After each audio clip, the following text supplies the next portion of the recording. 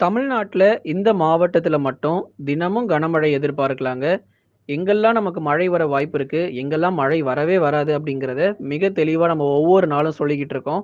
தயவு செஞ்சு கடைசி வரைக்கும் வானிலை அறிக்கைய கேட்டு பயன்பெற்றுக் கொள்ளுங்க. உங்களுக்காகவே துல்லியமான வானிலை அறிக்கை அறிவிக்கப்பட்டு வருது. மறக்காம சப்ஸ்கிரைப் பண்ணுங்க. எல்லாரும் லைக் பண்ணுங்க. கனமழை பொறுத்தவரை இந்த 4 மாவட்டத்துல கண்டிப்பா 100% பதிவாகிரும். சென்னை, திருவள்ளூர், காஞ்சிபுரம், செங்கல்பட்டு இந்த 4 மாவட்டத்திலும் உறுதியான கனமழை இருக்கு. செங்கல்பட்டு மாவட்டத்தில எடுத்துட்டோம்னா, இந்த பெருங்களத்தூர், தாம்பரம் பகுதியில நல்ல ஒரு சிறப்பான மழை பொழிவுகள், கனமழை ரொம்ப தீவிரமா இருக்கும். அதுக்கப்புறம் சென்னை, வட சென்னை மற்றும் தென் சென்னை பகுதிகள். அதைத் தொடர்ந்து திருவள்ளூர் மற்றும் காஞ்சிபுரம் மாவட்டங்கள், ஸ்ரீபெரும்புதூர், குன்றத்தூர் மற்றும் அதன் சுற்றுவட்டார பகுதிகள்லாம் தீவிரமான மழை பொழிவுகள் காத்திருக்கு அடுத்து வரக்கூடிய 3 நாட்களுக்கு. அதனால எந்த நேரத்துல மழை வரும் அப்படிங்கிறத பலரும் கேட்டிருந்தீங்க. இரவு நேரத்துல மட்டும் தான் இந்த கனமழை பொறுத்தவரைக்கும் ரொம்பவே தீவிரமாக பதிவாக வாய்ப்புகள் இருக்கு. சென்னை, திருவள்ளூர், காஞ்சிபுரம் மற்றும் செங்கல்பட்டு உள்ளிட்ட மாவட்டங்களில் ஒவ்வொரு நாளும் பரவலாக நமக்கு மழை பொழிவுகள் விடாது நமக்கு வந்து பதிவாக போது. கனமழை விடப்போறதே கிடையாது. அடுத்து வரக்கூடிய 3லிருந்து 4 நாட்களுக்கும் இந்த பகுதிகளுக்கு மிகச் சிறப்பான மழை பொழிவுகள் காத்திருக்கு.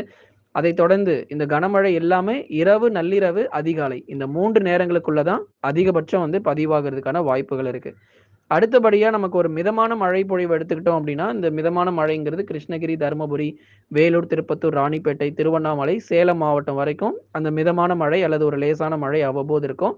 வானம் ஓரளவு மேகமூட்டமா இருக்கும். இரவு நேரங்கள்ல அந்த சாரல் மழை அல்லது ஒரு மிதமான மழை ஏதாச்சும் சில இடங்கள் தான். இந்த இடங்கள்ல வந்து மாவட்டம் முழுவதும் நம்ம எதிர்பார்க்க முடியாது. வேலூர், திருப்பத்தூர், ராணிப்பேட்டை, திருவண்ணாமலை, கிருஷ்ணகிரி, தருமபுரி, சேலத்துல வந்து எல்லா இடத்துலயும் மழை கிடையாது. ஏதாச்சும் சில இடத்துல ஒரு 10 நிமிடத்துல இருந்து ஒரு 20 நிமிடம் வரைக்கும் பரவலாக ஒரு மிதமான மழை கிடைக்கும். அவ்வளவுதான்.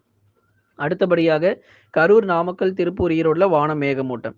மதுரை, திண்டுக்கல், விருதுநகர், சிவகங்கை, ராமநாதபுரம், தூத்துக்குடி, திருநெல்வேலி, கன்னியாகுமரி போன்ற மாவட்டங்களில் அநேக இடங்கள்ல வான மேகமூட்டம் மற்றும் டெல்டா மாவட்டங்கள் தஞ்சை, நாகை, திருவாரூர், அரியலூர் மற்றும் பெரம்பலூர் உள்ளிட்ட மாவட்டங்களிலும் மழை வாய்ப்பு குறைவு. பகல்ல லேசான வெயில் காணப்படும்.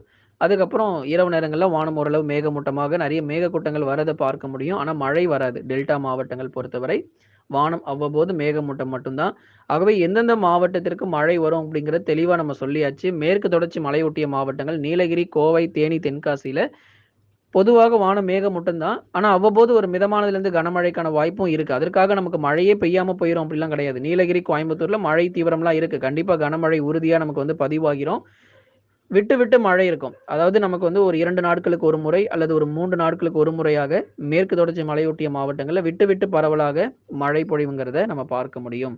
ஆகவே கேரளா, மகாராஷ்டிரா மற்றும் கர்நாடகா மாநிலங்களிலும் இந்த பருவமழை பொறுத்தவரை ரொம்பவே தீவிரமாகி இருக்கு. வரக்கூடிய நாட்களிலும் இந்த 3 மாநிலங்கள்ல நமக்கு வந்து அதி கனமழை முதல் அதீத கனமழை கூட எச்சரிக்கை காத்துக்கிட்டு இருக்கு. பருவமழை இன்னும் ரொம்ப தீவிரமா இருக்கும். ஜூலை, ஆகஸ்ட் மற்றும் செப்டம்பர் மாதம் வரைக்கும் தென்மேற்கு பருவமழை இருக்கு அப்படிங்கிறத மறந்துறாதீங்க.